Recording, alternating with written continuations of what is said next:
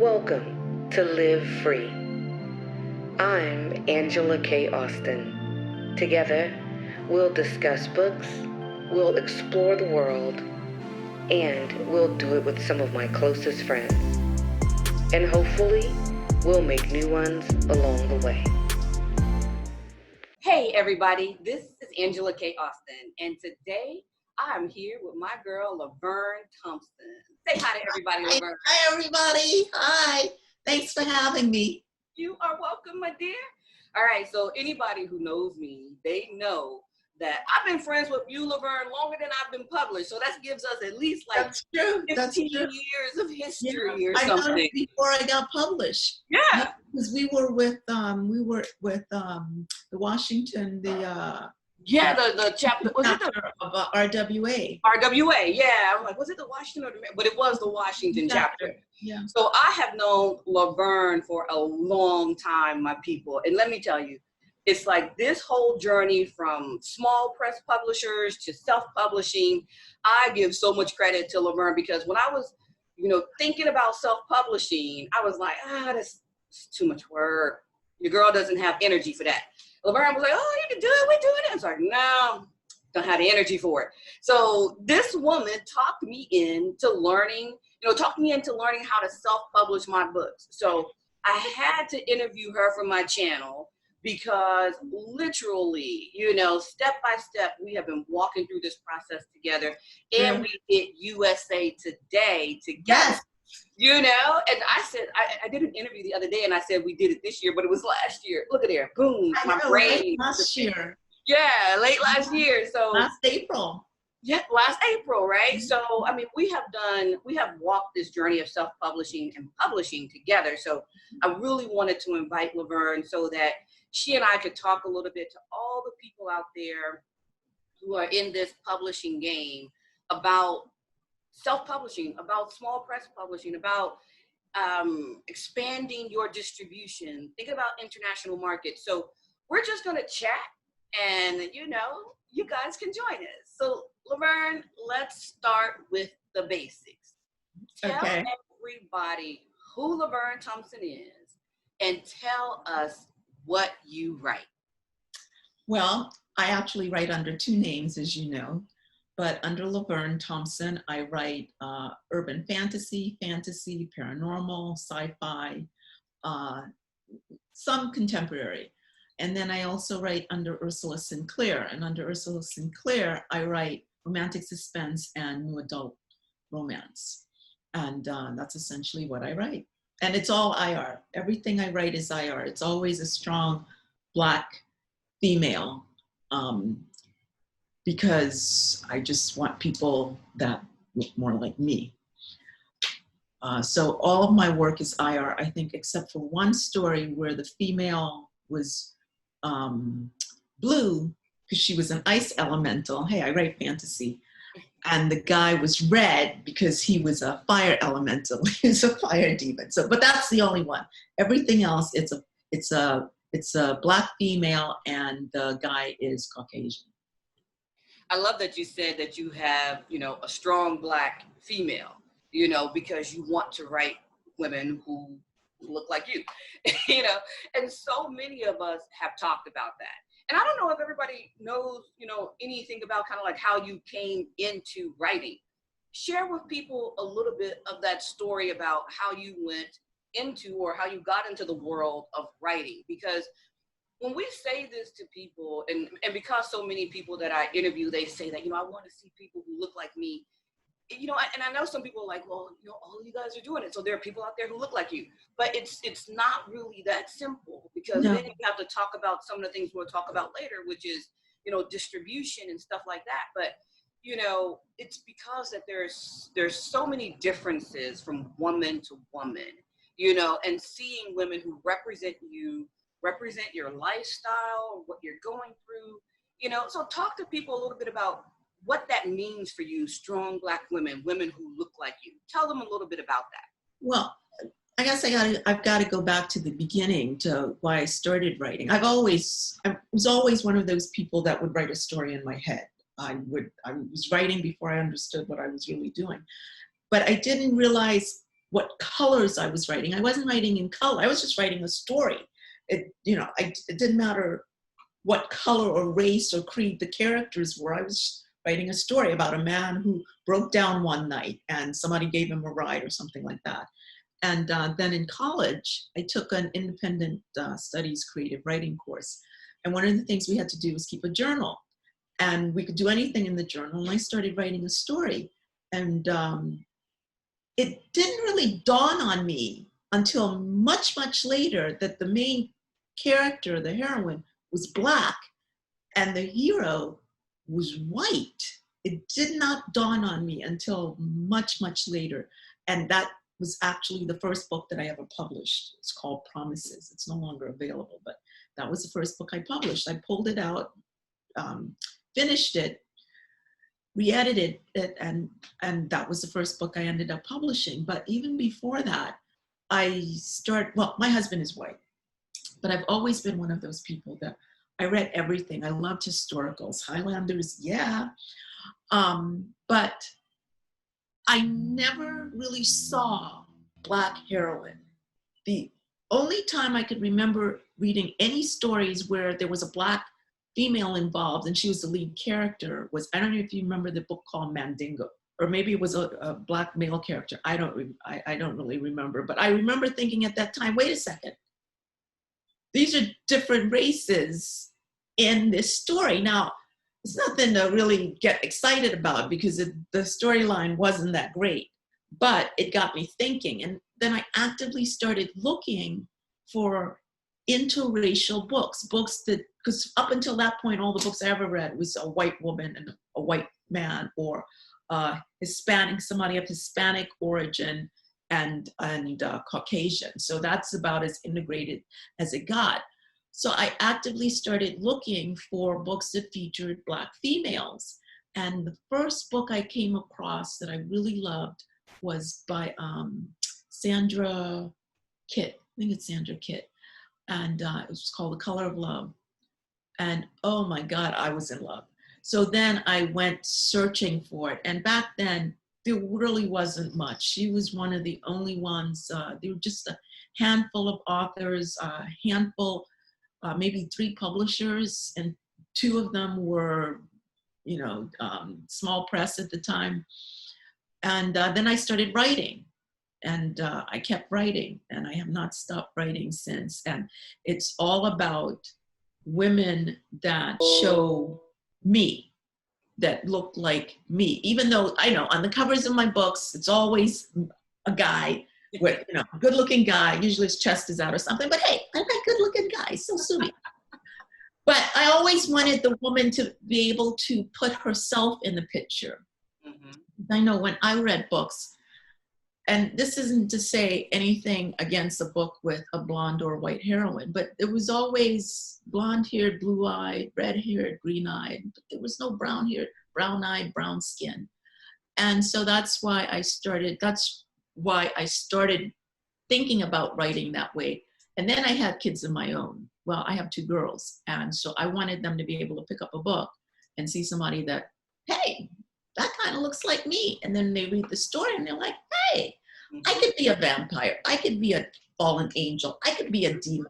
I could be a witch. I could be the star in any of these stories, in any of these worlds. So that's what I did. I did it for myself, and I did it for everyone else out there that feels the same way. But ultimately, it's about a story. Mm-hmm. It's about storytelling, and it's about telling the story, the journey of 2 people, if it's a romance. Mm-hmm. Telling the story about 2 people, their journey, and the female just happens to be not white. Yeah, and I agree with you on that, because that's, like I said, interview after interview, I've had authors tell me that, and that's how I feel myself, right? So often we've talked about cover art, and I've interviewed cover artists before, and that's something that we all talk about is, what do you put on your cover, to make people one click and buy the book?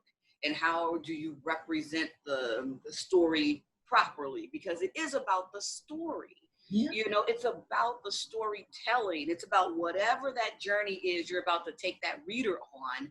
But one of the things that we're trying to do is diversify the stories in a way to where people feel like they're a part of it, you know?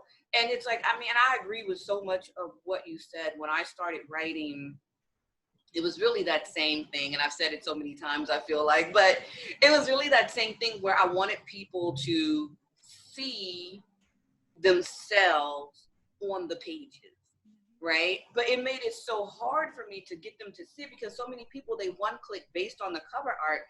And we'll have to get all of us, I'll have to get all my author friends together, and we're going to have to just go in deep about marketing one day. But it's just like, when you're looking for pictures, you're looking for cover art, which is one reason why you do so many shoots for your covers. Yeah, I do. I prefer custom covers because it's very, very difficult. First of all, when I first started, I couldn't find any Black females. That's the first thing. Yeah. Okay, they just weren't there. And then I thought, okay, since there's a lot of sex in those early books, I said, okay, I'll put guys on the cover. But then I looked at the stock images, and pretty much it was very, very limited back then. It's not like it is now. Back then, it was very, very limited. Everybody basically used the same model. You would see the same guys on 10 covers. And so I didn't want to do that. And at the time, there was one model that offered custom covers. Again, unlike today, where pretty much anybody can do it. And I went to him and I told him what I wanted. And that's how I started. So I much prefer custom covers, if for no other reason. That, they're when not cheap though, they're not. It's like they're not like the most inexpensive. Everybody says that. Yeah, you can take the same image and I'll doll it up, but I have an artist's eye, because if I wasn't a writer, I would have been an artist.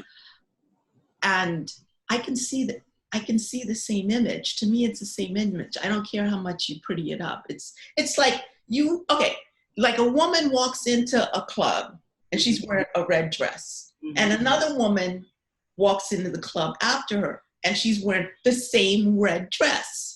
Now, they're both wearing it differently, no question about it, but it's the same red dress. And don't tell me you're going to sit there and go, oh, that looks so great on you. I'm so happy to see it.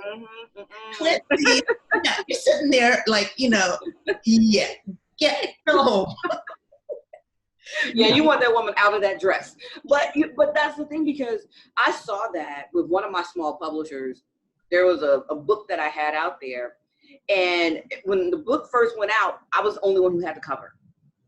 After my book came out, I saw other people with the same cover. And they might do it a little differently, where it'd be a closer up version or whatever. Or they might do a half body or just it's like, it's the same image. The exact same image that they used.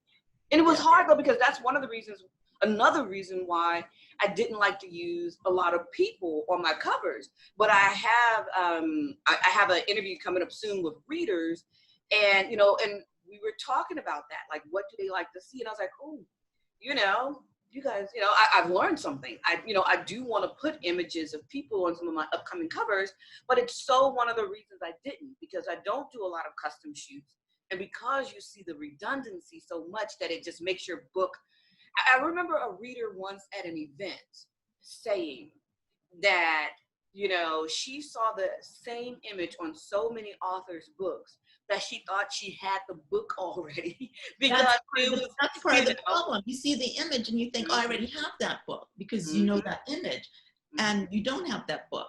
Or sometimes you see the image so much that you don't even really want to bother to click on it, because there's this numbness to it. That image no longer draws you to the book. Yep. So the first thing that a cover has to do is to go, oh, what's that about?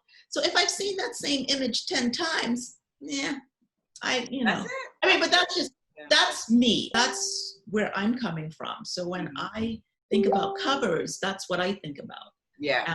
And, especially fantasy covers, because man, oh man, I got it. Excellent.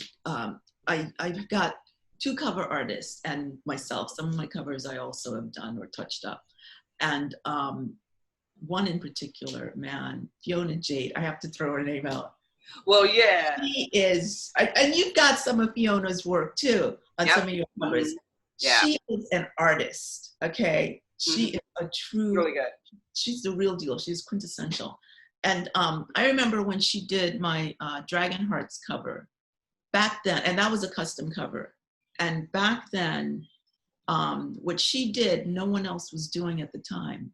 She was one of the first cover designers to make a cover actually look like a fantasy painting as opposed to just a picture. Yeah, Dragon's Heart, it was one of the first ones that... Dragon's Heart was a gorgeous cover, though. Yeah, that cover won, it won some cover awards, yeah. Yeah, yeah. And I actually had to redo it because years later, the fonts changed. So we had access to all these other kinds of fonts. And I had her redo, not the cover itself, but just the fonts. So we redid the fonts. So the fonts are much cooler now. Yeah. Yeah. You know, the stuff that she did for me was my Civil War series. Mm-hmm. And those won some cover awards as well. And I was like, get it, Fiona, do it, girl. Let us all see how you're really doing this. I mean, it's like she does some really great work. And I actually I'm going to have her working on another cover that fits into my Civil War series. Excellent. So I can't wait for people to see that one when I finish writing it one day. But now, one of the things I really wanted to talk with you about too, LaVerne, was international events, right? So a lot of people, especially when they're self-publishing, and this is one of the things that the more I got into it, the more I started to research this myself, right? So many of us, we do pretty much kind of like that same routine, and we use like one major distributor. A lot of us are out there, we're all using Amazon, right? And so we think about the Amazon UK, the Amazon India, the Amazon Australia, the Amazon whatevers. But a lot of us, you know, we don't actually go to events. Even the people who are with small press publishers, because they almost expect the small press publisher to do the work, which is what I did when I first got with them. Yeah, they don't. And they don't. And a conversation that I had with Kenya and I were talking about, because, you know, I wasn't aware of Kenya. And Kenya's been writing for like 10 years. And I never knew that because she wasn't going to events. And then finally, we were at the same event. And I'm like, hey, you know. And so, you know, and it's one of the things that, you know, she and I were talking about is just that so many people who are self-publishing, we think that, oh, we write the book, put it out there, and we're done, right? But they don't realize that there's so much more that goes into it. But, you know, people who are introverted, or people who are this, or people who are that, they're just like, I hear that all the time. People don't want to do events. Authors don't want to do events because they're shy, and they don't want to have to talk to people, because when you do a book signing, readers want to talk to you. They want to talk to you. But guess what? They want to talk to you about your books. And you know about your books. So it's, at least for me, it's very easy. I love to talk. You know that. I love to talk books all day. I love to talk about plot points, characters, world building. I can talk about that all day till the cows come home. So, you know, if you're an author, you can do a book signing. If you have written a story, if you know your characters, you know who they are, you understand what's going on in their heads, you can do a book signing. Because all the reader wants to know is, tell me about your story. It's the first question. Well, tell me about this story. Or if it's someone that's actually read your work, they'll go, oh my God, why did you do that? I was so mad. You made me cry. And I'm like, yes. That's so much fun to hear, isn't it? That's probably like one of the things that I love most when I meet somebody who's read my book and they know it better than me. I'm like, wait. Yeah. Oh my God. Yeah. Do not mess up a name, because wait, that's it's like Don't forget something. And I forget, because the thing is a lot of people don't realize. Like, I had this conversation with a friend the other day, because I was doing and I shouldn't say the other day, it was like probably weeks ago now, maybe, but I was doing a book club event, and you know, it was like I don't remember all the details of the book that they read. So I had to study up on the book myself. And she was like, how do you not know that? I'm like, I wrote that book like 6-7 years ago. Our heads get clogged. Like if I write series, and if I'm working on the next book for the series, I've got to go back and read the first book while I'm working on the second book, because I'll go, oh, wait a second, what happened again? What was that person's name again? Yeah, you have to go back to your book Bible to remember. Go back. I actually started doing that. Once I started really getting into the urban fantasies and the sagas. I don't do outlines. I'm more a pantser, but I found myself with the urban fantasy work definitely kind of doing a more in-depth outline. Not so much plot points so much as maybe arcing it a little bit, but more importantly, the characters, their names, who they are, what they do, because magic is involved. Yeah. The names of places, and I make up names, but not really, because the names are really have the roots in either Latin or Greek or Gaelic or something. So it's not just something out of my head. And my cat's behind me. I see him, and just so you can see his tail. I swear, I think this cat has it in for me. When I go to LaVerne's house, it like sneaks into the room on me and stuff like that. So just so you guys know, he can open doors. The cat is super smart. That's why I can't close this door, because he'll just open it. A cat is, like I say, smart and creepy. But I love her dog, but her dog just never gives me time of day. But but I know what you mean, though, because like literally, I hate to I tell everybody this. I only just recently got into writing series because of my Civil War books. But I do what I call like, I don't outline either, but I do like I call it beats. So, I have like just like a list of like, this is going to happen, this, and this. And then I use that when I'm writing, right? So it's like, I kind of follow it, move it around, shake it up. But, and as a part of that, I have like details about the characters, everything from like their height, eye color, whatever, so that I don't lose all of that. And I can keep the connection between all the characters. Yes. But it's hilarious to me because she was like, how do you forget? I'm like, how am I supposed to remember? When you write different books, you're working on them. That book is like your book baby. At that point, So when it's over, it's like, you're like, whew, okay, on to the next one. You know what I mean? It's like you don't, and especially if you wrote it like 6, 7, 10 years ago. Yes. How are you supposed to remember that? But it was just so hilarious because she was like, how do you not know your own book? I was like, exactly. I don't know what to tell you, but let me go read this bad boy before this session starts. It was hilarious to me. But so let's talk about some of the international events that we've gone, that you and I have attended together. So if you guys don't know, LaVerne and I have been jet-setting across the world, baby, and we are going to do more of it. But we're taking others with us too next time. Yeah, right? We're trying to. Luckily, everybody wants to go. We're dragging our friends into our crazy with us, so we're going to be like, yeah, we are in here, Ireland. Look out! But so let's remember now. We've done an event in Belfast. Yes, we did the Titanic book signing. Yes, and we did one in Blackpool, right outside of London. Blackpool, yeah. And then too, what we always make our trips a vacation. It's a what did it call it? Vacations. It's business and vacations. So when they ask at the customs, are you here on holiday or is it for business? Both. It is, because we always conveniently wrap 2 or 3 other countries into our trips. What's the point in going across the pond if you're not going to do that? Exactly, right? So nobody got a time to like roll over there and then like roll right back. It's too much. Because the conventions usually really only last maybe two days. Yeah. And one day is the book signing.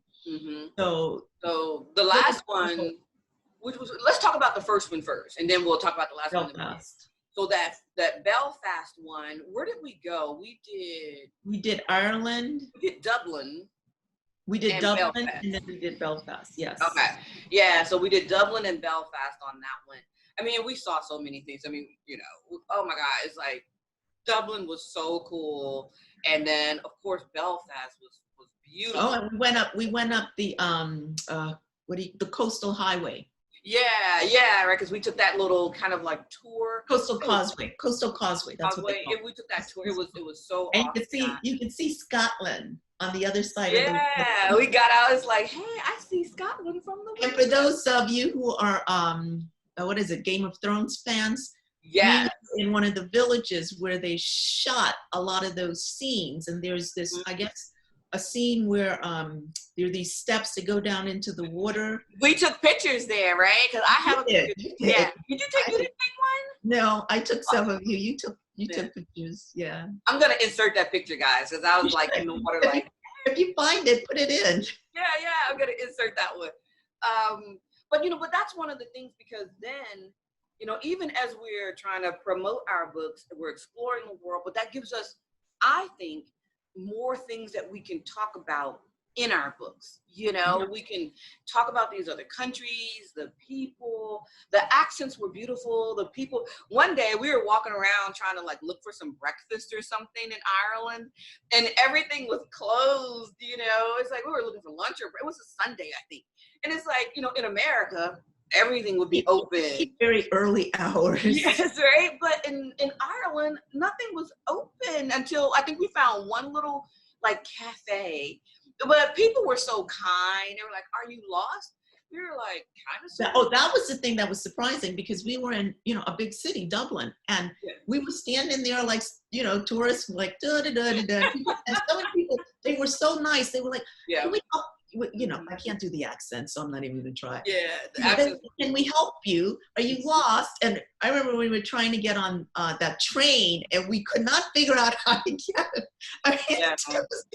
We could not figure out how to get the card to get on the train. And so finally, somebody comes up to us and says, "Do you need some help?" Always needed help. We needed help every day. It's like, it was, I mean, we got lost so much, but it was fun. And it helps with our writing. It helps with our writing, because it brings realism and texture. So we do the international travel for several different reasons. One, to expand our horizons, because did you know that there was a wall of freedom in Belfast that has people like Martin Luther King Jr. on it? Frederick Douglass. Yeah. Mandela.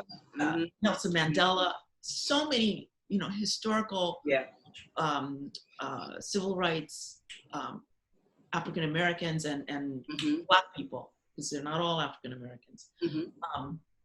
And who knew? We were driving by, and it's like, wait, what? What? Right? What is that? It's very exciting to see that the leaders of the civil rights movements and abolitionists and slaves, Frederick Douglass was a slave, portrayed in such a positive light in a foreign country where it was only white people. Yeah, and we asked about that.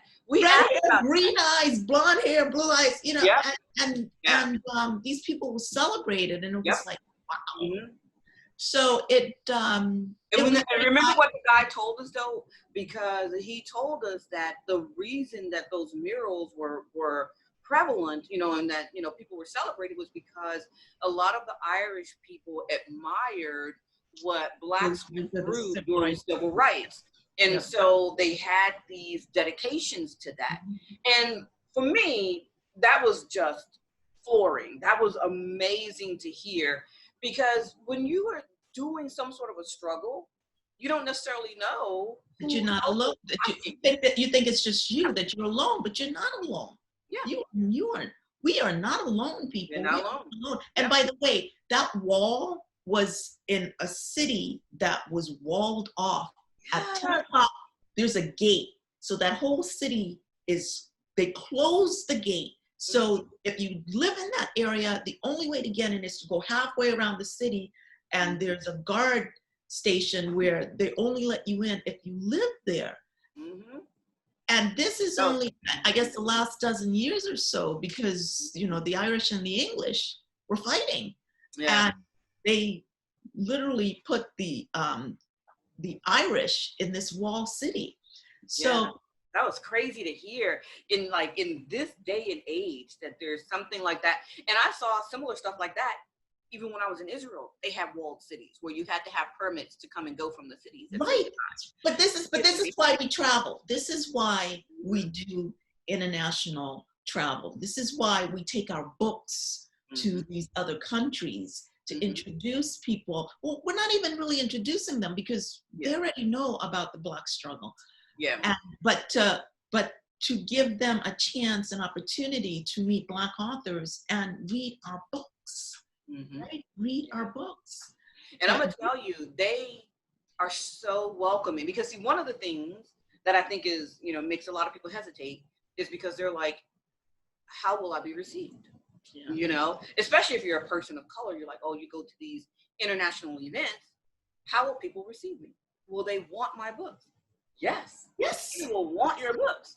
You know, it's like, and it's like, we made I had friends. We were on the train and we met this woman from Scotland. She was on her way to Scotland. We were on the train back to London, and she was going to continue on to Scotland. And we spent 2.5 hours sitting there. She sat with us and chatted with us the whole time, asking us questions. She pulled out her phone. She was downloading books. Yeah, it was fantastic. Yeah. You know, this is what. Make sure you always have some cards with you, because you will. Yes, I did. I had cards. She's so curious. Angela did not have her cards. That was the first time, but Angela learned her lesson, because the next time, always walk with cards. Yeah, always. So we did the book signing in Belfast, and that was really great. It was so amazing. We learned a lot about the rich history of the areas that we visited. You know, some of it for me inspired. It's inspired a story, which I will get to at some point. But it was very inspiring. It definitely did. I mean, and I then have so many stories I want to do that I think about. I know, right? We don't have enough. You know what my motto is? So much to do, so little time. So little time, and this is such a true statement, because I swear there's so many. Like, in my phone, I have a section that's called book ideas. You know, and it's like every time something comes to my head, I just add it to the list. But it's like I have it on my computer, not my phone. Like, sometimes I do have notes in my phone, but I have to. I put it the quickest place, the closest thing to me. Yeah, it's always your phone. So we did Belfast, and we also did Blackpool. Yeah, and that was the latest one that we did. Yes, that was just last year, and we were going to do it again this year, but of course, because of COVID, it was canceled. Yeah. But we had a chance to, we took tours in London, and we went to Paris. Yes. Paris. Oh my God. And you know, you guys know, I love me some Paris, but I cannot speak French. And so whenever I'm in Paris, I'm always like, what kind of, you know, I signed up, I've got that, program. I signed up for a program. I started doing it, and but I know I don't have time. Yeah. So, but Paris was, oh my God. People talk about Parisians being rude, this, that, and the other, and maybe they are, but I didn't see it. Okay. I didn't see it. I've never seen it. Every time I've gone, I think it's a little bit too in how we present when we're in those places. Like when you and I travel together, we're so open. You know, it's we're like happy and we're happy and excited. We're like, hey, let us what's happening. Show us the world. And so I think, like, and that's like one of the things that I always think is a part of what someone's experience ends up being like. Yeah. You know what I mean? I think that's very much a part of it. I mean, I remember that hotel we stayed at. Listen, in Paris, it will always be an adventure. So we stayed at this little hotel in Paris. It's with no elevator. It had no elevator, and at first we were up on the 5th floor. But the guy, of course, he was a Frenchman, and he just loved us. Anyway, he ended up putting us on the 3rd floor, and he carried our suitcases I don't know how they did it. I don't know how. I do not. The whole thing of moving those suitcases up and Four down. suitcases between the two of us. That was crazy. I was like, yo, these steps are no joke. A sister's gonna get all of her cardio in Paris. But it was because it was such a quaint little cute hotel. Yes. It was a boutique, one of those little boutique hotels. Hotel, yeah. But I loved it. I mean, all of it. And and I guess I'm one like my thing too is when I'm doing these events, I do the events, we wrap around the trip, it's all about just kind of exploring, letting go, having a little bit of fun, but the whole time your writer's muse is going. Yeah, so like I don't try to let any of it take me out, like bend me out of shape, because I just want to enjoy life, and enjoy the experience and just have a good time. So, but now this is the question: how has the traveling and the events, how have they impacted you when it comes to your sales and distribution? Like, I know for me, I see how it impacts me because we've done so many European trips, or we've done European trips. I've seen an increase in sales in, me too. in the European market for myself. And at the time, I had a lot of people in the EC join my newsletter. And the reason I know that is because when all of that, when the Europeans came out with the new Data Protection Act, mm-hmm. we had to send out special emails to people who were in the EC, and that's how I know that, yeah, hey, that's where they came from. In the EU. In the EU. Sorry, EC, I'm saying EC. Yeah. Yeah, and we did. So that's how I know that I actually do have some fans there. But more importantly, on my newsletter, I also know because they would contact me, and some of them have become my ARC readers. I have a woman in Germany who's a scientist, and she met me in, I think she met me at the Titanic. I think she was at the Titanic. Belfast? Mm-hmm. Yes, she was at Belfast. But she lives in Germany. She's German. And so she signed up for my newsletter, and she said to me, okay, which book should I start? To get. Wait, I remember her. Wasn't that with Blackpool? Well, maybe it was your thing, but I remember her when you guys were having that exchange about which book. Oh, that was okay. That was another one. That was actually that's different. Okay. That one was in Blackpool, and yeah, she's been following me on Facebook. She's been reading stuff, but this is another one, and she contacted me. She got my newsletter, and then she asked me which one of my books I thought she should read next, and I told her Angel Rising because she loves romantic fantasies. So I told her to start with Angel Rising. But then I put her on my ARC list, and then I decided to put her on my beta list. And I'll tell you why, because she and I talked about a couple of things, because she had some questions about some of the things that I did in my writing. And it is a cultural thing, and it doesn't quite translate as well, I think. So when you write something in English, they may look at it in a different light, and that's what was going on. Mm-hmm. So I said to her, you know what, I'd like you to be one of my beta readers, because I'd like you to take a look at stuff, and if there's something you think I should explain a little bit more because you don't quite get it, or how you interpret it. That's a really good book, LaVerne. Yeah. Because for anybody who is really trying to get their books on an international market, if you do have things that are slang, colloquialisms, or because one thing might mean something to us, it means something differently to them, and so that's kind of what we found with something. And so I thought, that might be a good idea to have somebody like that. So I asked her, and she is on my she's on my beta list, or my because like for my Civil War books, because I use the Gullah language, I put a dictionary in those books. So for a lot of people, if you're thinking about going international, and you have a book that is very, very American in all of the behaviors. Not just American, but specific to a region or peoples. Or people, yeah. So we might want to consider adding some sort of just, explanation or glossary so people in other countries can understand. I didn't think about that. That's a good point. That's a very, very good point. Now, before we move away from international events, you said something, it made me think. Is Angel Rising the book that's the one you said in Memphis and you made the churches empire? No, that's not Angel Rising. That's the Hidden series. And okay. There's only two books out in that. The first one is Dark Mist, and the second one is Dark Shadow. But that's set. I went to Memphis to visit Angela and another friend who lives in Memphis, a writer. And the first thing I noticed when I was in Memphis, it's the land of 5,000 churches. On every single corner, there is not just a little like country church, mega churches like the size of, a mall parking lot or something. That's how big these humongous churches. So when I say 5,000, I don't mean 5,000 members. I mean 5,000 churches, okay? So then, of course, my writer's mind is working, cranking out. So we're driving around. I'm thinking, what if there were vampires here?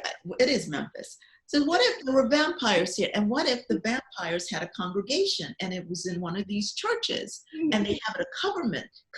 And these vampires, the covenant was that they would not drink human blood. So they would go to church, and in the chalice, they would have cow's blood. And so that's what they did. That was the covenant, that they wouldn't take. I'm just like, you made me think of that when you said that. Look, you got me tearing up over here. I'm laughing so hard.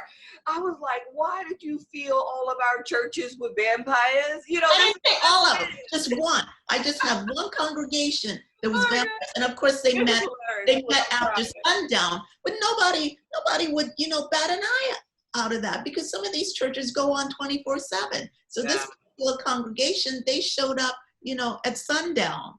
Mm-hmm. It's so hilarious, though. I'm sorry. It was just so funny when you said that. It made me think of that. And I do want to talk about your book some more, but before we completely get away from international events, would you recommend that self-pub authors do international events? I know I would. Highly. I strongly recommend it.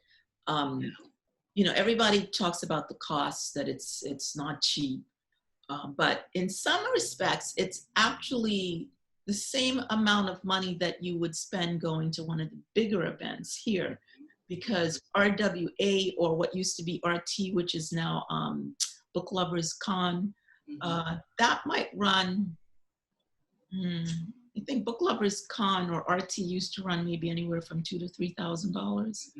RWA. You have a hotel, airfare. Yeah, it's about $3,000 when all said and done. But you could probably put together, if you got enough time, a package for about $3,000, because that's what we did.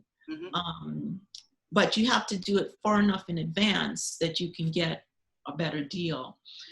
So when you look at it that way, you're not really, dollar for dollar, it's not going to be that much more than if you did something here. But more importantly is that you will expand your market share. You will expand your brand into another market, and quite frankly, a market that is ripe for the picking. They want to read good stories, and that's the interesting thing, that they're really more interested in the stories, and just the fact that it's a Black author doing it and it's a Black heroine, they're like, wow, this is cool. I mean, I had people say to me, wow, I've never read a book with a Black heroine like this. Are there others? And I'm like, let me introduce you to my friend. I know, right? Let me introduce you to all of these. But, and I think that, I would co-sign everything that you just said, because I absolutely agree. And I think that as people who are self-published, if you really want to try to figure out your biggest reach, looking at that international market and how you can tap into it is something that, even if you're not ready to jump in right now, consider it for future and plan and find events you know, because one of the things that I also took away from those events were international author friends. Yes. You know? So yes. And now we get invites. Now when there's an event going on in Europe, we get an email, we get an invite. You know, the one we did in Blackpool, they canceled it, but we're on the list. We were re-invited last year. We went to the Belfast one, and that group invited us to the one that we did last year. And you just keep learning more and more, expanding more and more. And like we always say, if you're going to be a self-published author, you have to think about the business behind it, you know, and getting you have to decide for yourself. Yes. What kind of author you want to be, what kind of it's a business, and you have to decide what kind of business you want. If you want to stay local, there's nothing wrong with that. Nothing wrong with that at all. No, I mean, you know, because it's all about you. You know, what's your purpose? What's your intention behind your writing? But, you know, that business behind the books is something that's important for you.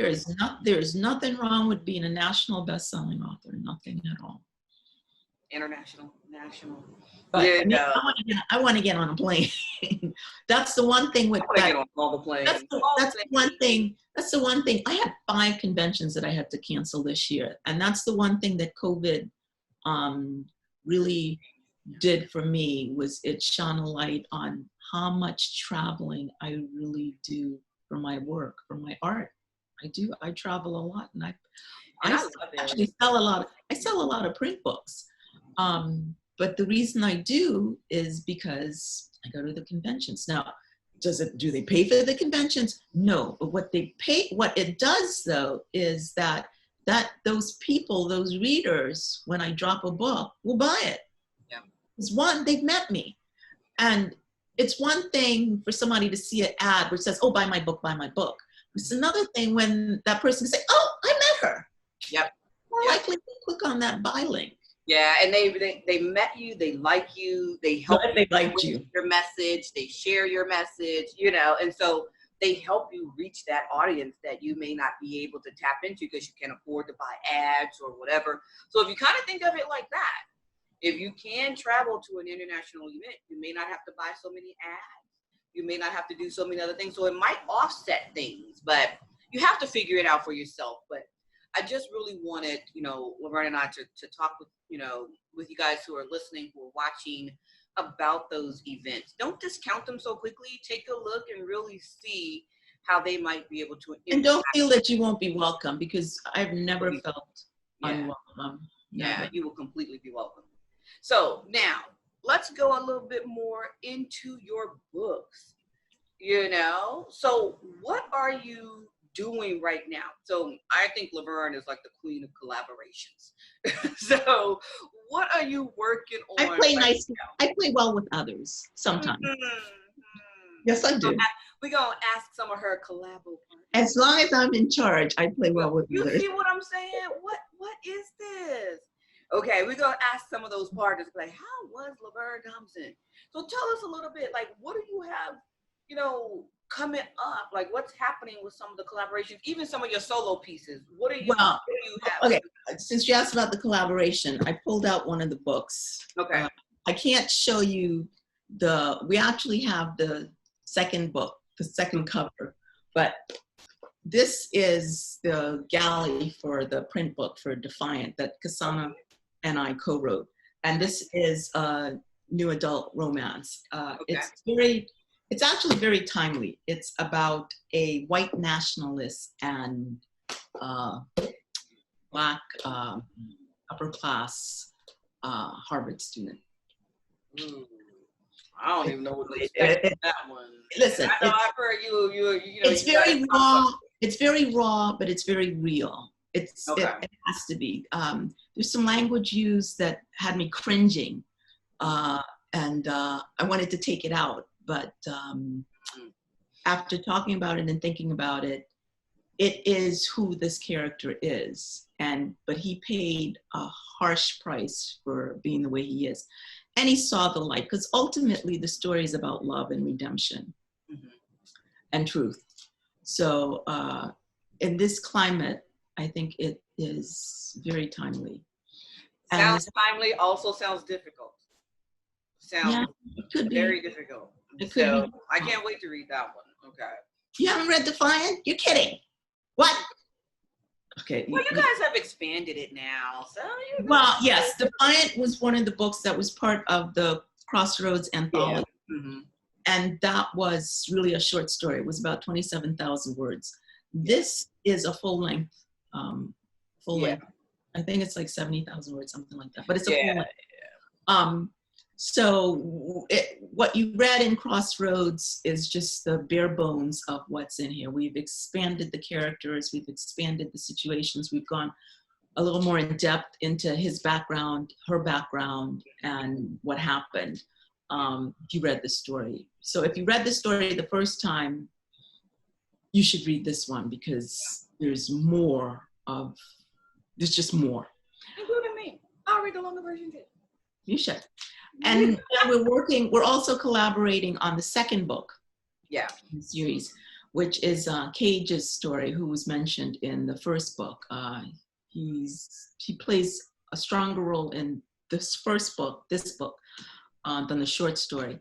And he gets his story in the second book with her best friend, the main character's best friend. So it's called the first book is Defiant. The series is called the Defiant series because it's about being defiant. And the second book is called Quiet Strength. And we're working on it. We hope to have a cover reveal in September. And shortly after that, pre-order will go up. But if Kasana is listening to this, if she sees this, Kasana, I'm waiting on my chapter. And I'm also collaborating with Phoenix Daniels. We're doing the Magi series. We've got one book out and we are working on the second one. But that one's kind of taken a back burner, especially because of COVID. There's some people that say, oh, I'm going to write, the next great American novel. Good for you. And then some people are saying, oh, I'm going to finish that series. Well, that's great. Me, I was struggling.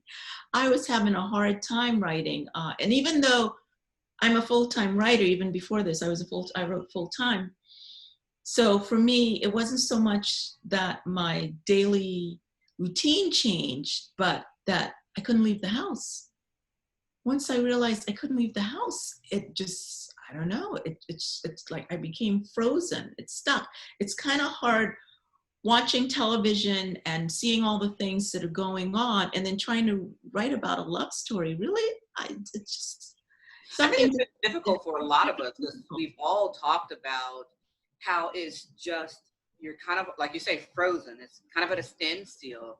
Because when you think about it, books or anybody who is a creative, you have to create. And if everything around you feels very oppressive or very it's like throw a blanket over your head. Yeah, it's like, how do you shake that? How do you get rid of that so you can do the things you need to do? So yeah, I know. I mean, I absolutely understand what you're talking about. It's getting better. My latest book, when I'm working on, it's my Wild Child, Crossroads. Again, something else that was in the Crossroads. But again, what was in Crossroads was a short story. This is a full-length book, very much in depth. And this is really more what I'm getting into. It's urban fantasy, which involves a lot more world building and character development. I literally create a world, but I guess I've always done that. All of my fantasy books, I create worlds.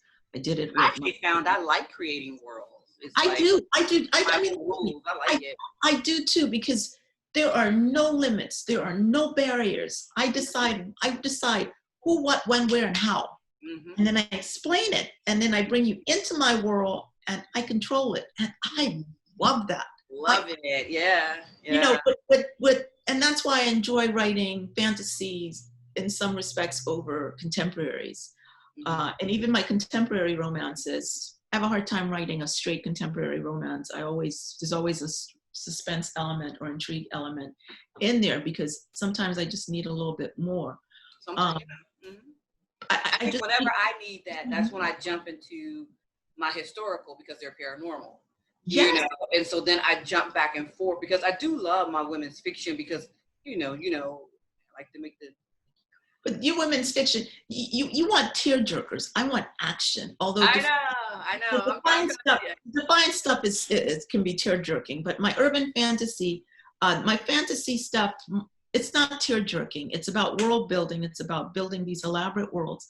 But there's a lot of violence. I love action movies, so I've written my fantasy worlds are action adventure movies. Think of it that way. Fast paced, lots of action, strong females, they're fighters. They stand side by side with their men. They do not stand behind them, and they will pull out a sword, a gun, whatever. They don't stand behind anybody. And I love that. And that I actually put that into my historical fiction. It was like when I was reading the books about guns and looking at swords, I was like, yes, let's give my girl all of this. It was so much fun to create those women in that book. Well, one of the things I did, because I kept, I would write these stories about people shooting guns and stuff, and I had never shot a gun. So one of the things that I did about a couple of years ago was I decided I wanted to learn more about guns. And so I took a class and I handled about 15 different guns, different types of guns, handguns. And it gave me a real understanding and respect for handguns. And I don't fear them. It's part of the reason I didn't handle them is because, God, I don't want to touch a gun. God forbid it goes off. But one of the first things you learn is safety. Safety. It's the second thing you learn, and it's the third thing you learn. It's safety. And I liked that. I liked the way the course was, and it was quite a few hours. And then after that, I took some private lessons, and I learned. I just figured out which gun I like to hold, what fits in my hand, because I got small hands, and the weight of it and all that stuff. And then I took lessons, and I shot my 3 favorite ones, and then I narrowed it down to 1. And so now I'll go out to the firing range and I'll shoot. But so when I talk about a woman firing a gun, I know what I'm talking about. So that's kind of what drove me to do it, because I realized that I started talking about these guns and I'd never fired one. But now I've got women wielding swords, and I do have like a plastic sword that I'll play with. But mostly I watch a lot of movies. I watch a lot of action movies and those karate movies and kung fu movies. Man, oh man, those have some great scenes. They have great fight scenes. And I'll sit there and I'll watch some of the stuff they'll do, and I'll write down something, one of my favorite things that they're doing, and I'll put that in the book.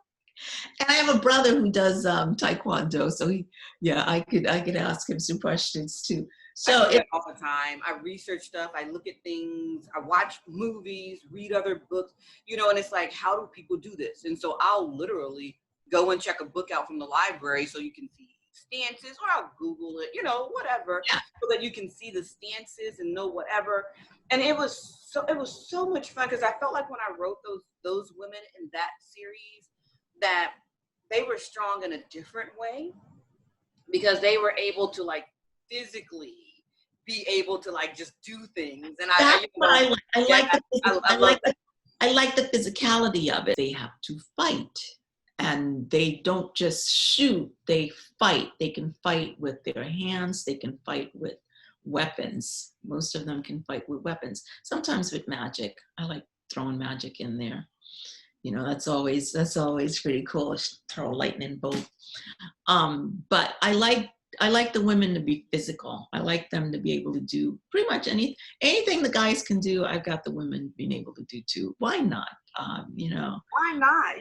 But and it's so interesting that you say that. And then we're gonna talk about if there's anything people should keep their eye out for before we close out. But it's so interesting that you say that, because every time I write a book that's got some special thing in it, I love trying to, like in the Civil War series, one of the things that I put in there, because I had researched it, was I had the women wearing certain outfits because in that time, I remember. in that time, it was bucking the system. Like women didn't wear pants. Mhm. So when my women were doing certain things, I had them wearing pants because that was bucking the system. And and it's like, when I was reading that, I was like, so what? These women were going to work in coal mines and stuff wearing dresses? What kind of nonsense is that? Until women working in coal mines started to wear pants up under their skirts and then hoist their skirts up and put belts around it. I'm like, this Mhm. is flat nonsense. Yeah. So, it's like, so you do those things, and maybe people who don't, know that part of the history, they don't realize it. But I'm telling you, you learn so much, and it makes you so intrigued. Well, but it adds more flavor to your writing too, because you're intrigued and you're excited about it, what you found out, and you bring that to your stories, and that's Yep. that's kind of how I feel too. That's kind of how I write. You do some research and you bring that excitement to the story that you're writing about. My view is that anything that I could write about a guy doing, I can have a woman do it too. Absolutely, madam. Abso-freaking-fracking-ly glad. All right. What should we keep our eyes out for? When is Defiant gonna be out there, or do you Okay. have a solo? The next thing that you'll get from me actually is something that I'm republishing. It's the second book that I've ever had published. It's called Chances Are. I revamped it. It's got a new cover. I have a birthday coming up, and I was trying to get it out for my birthday, but unfortunately it won't be out for my birthday. I'm trying to get it out sometime in September. So it'll be out maybe mid-September. So that will actually be the next thing, will be Chances Are. And then after that, I want to get out the second book in my Crossroads series for it's Wild Child, and then the next one will be Wildfire. So at the end of September, I hope to have the pre-order up for that. And same thing for the Defiant series, Quiet Strength should be, I'm hoping we have that pre-order up September, October, depending, Kasana, if I got my chapter this weekend. So it's not Kasana's fault. Oh my God. I'm ready to go. Have Kasana coming after me. So, hey, let it be. Right? All right. So now, how do people find you? Where can they seek out LaVerne Thompson and or Ursula Sinclair? Where can they find you on social media? You can find me on LaverneThompson.com, and all my links, even the one to Ursula Sinclair, is on the website. But I'm also on Facebook under LaVerne Thompson. Wait a second. Actually, I'm at my max on Facebook, so you won't be able to friend me. But you'll find me there. You could follow me on Facebook under LaVerne Thompson. But I also have a group page called Laverne's News, and you can join my group page, or you can also join my Facebook page, which is LaVerne Thompson Bestselling Author. And I'm on Instagram under Ursula Sinclair. And Ursula also has her own Facebook page under Ursula Sinclair. All right. All right, my people. For everybody out there in YouTube world, podcast land, I want to say thank you. I want to say thank you to Miss LaVerne Thompson. Thank you for having me. It's been fun. It's been amazing. I mean, there is so much that LaVerne and I have done together, people. If you guys are not aware, I mean, I swear, truly. We did three anthologies together. We've done anthologies, like I say, even this whole journey of self-publishing, it's like when you are trying to do something new and different, I feel like it can so easily be discouraging if you don't have somebody who is with you, helping you. And so many people, when they're doing something new, nobody believes in it, nobody but them, so if you're not able to find a tribe of your own to help you, to support you, if you can't create one, it can be so discouraging. But, I've always literally, from my days of RWA, from the very beginning, it's like I've met so many people, and LaVerne was one of those people that, we were able to click and connect and support each other. So for all of you guys out there who are trying to do this thing, don't try to do it by yourself. Find people that you And there are people out there. There are yeah. people out there. They're out there. And I had a lot of Right. things that didn't work for me, until so don't think that because it didn't work once that it'll never work. Find the groups of people that you connect with, and don't do it by yourself. Don't do it alone. So thank you guys for watching. Thank you Thanks guys for having me. Thank you for coming, my darling. And I'll talk to you soon, but I'll talk to all of you again soon. Thank you for joining us. Bye.